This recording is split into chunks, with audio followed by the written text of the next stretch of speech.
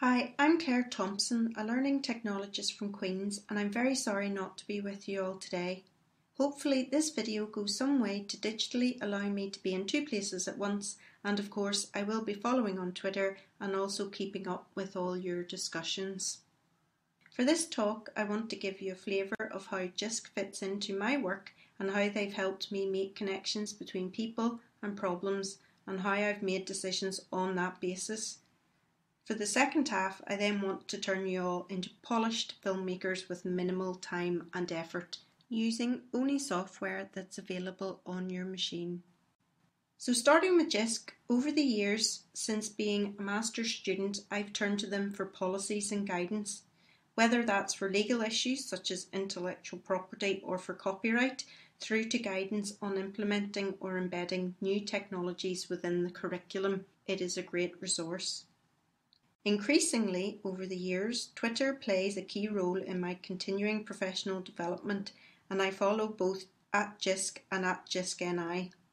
Recently, they've collated lists of the top social media users to follow, containing short summaries of each person, which I've found invaluable.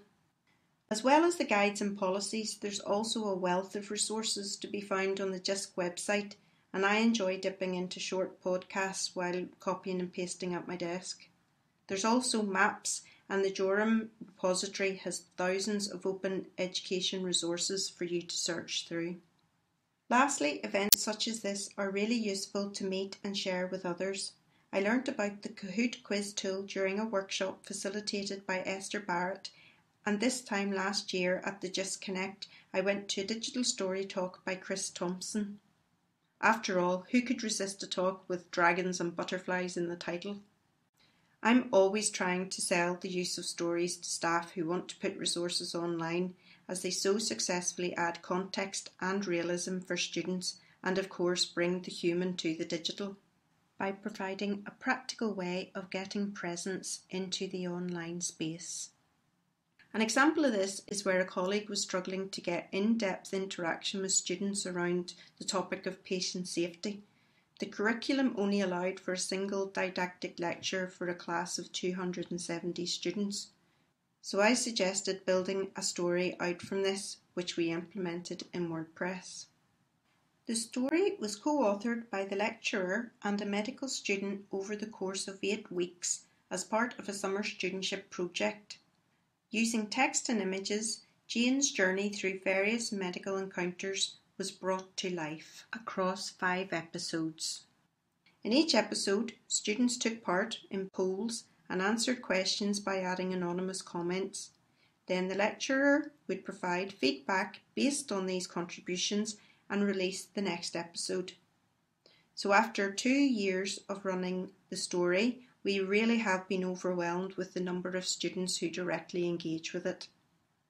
This project, together with Chris's digital story talk, got me thinking that every staff and student should be able to create these digital stories with only software to be found on their machines. So I turned to PowerPoint. This will work in both PowerPoint 2013 and 2016 on Windows. So just because we're using PowerPoint and have little or no access to this kind of professional equipment and services doesn't mean that we can't achieve professional videos.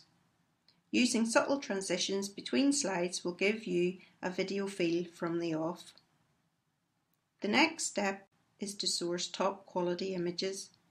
From a legal perspective, I try where possible to take my own, and as we nearly all have cameras in our phones in our pockets that allow us to add filters, we can turn ordinary pictures into something special. If not, I turn to these 2 Creative Commons Zero sites. The same applies to audio. For narration, I do it myself, and all that is needed is a quiet room and a written script so that you get a smooth finish. If I do want a music track, I go to this website for copyright-free materials. And that's it. All you need to do then is export it out as a video MP4 file. You choose your quality, large to small, and whether you want the timings and narration or simply a music track. Just note that on a Mac the narration won't save out, so if you've recorded there you will need to go to a Windows machine to export. Returning to Jisc, I have been considering both the building digital capability and developing digital literacy frameworks. The former aimed at staff and the latter for students. Each is broken down into elements which I would like to start building and collating resources for. The aim would be to have an integration across all of the years of the curriculum and importantly directly linked to users' needs. For example, many training opportunities do exist, however these may be delivered at a time that the user doesn't have a need for them.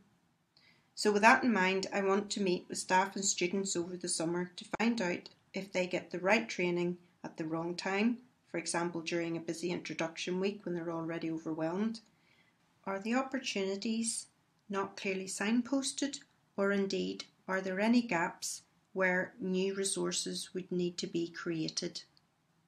I hope that my experiences have been of some use to you today, and I've listed as many relevant links as I could fit onto one slide. There are so many ways to get creative with content, and once you start replacing bullet points with images, it can get a bit addictive and is a great challenge. If you would like to ask me any questions, I will be on Twitter, as I've said, and email over the afternoon and beyond, and this video and the resources list will be made available for you to come back and revisit. I hope it has been an inspiring event, and thank you all for your time. And hopefully I'll get to meet some of you before next year's Jisc Connect.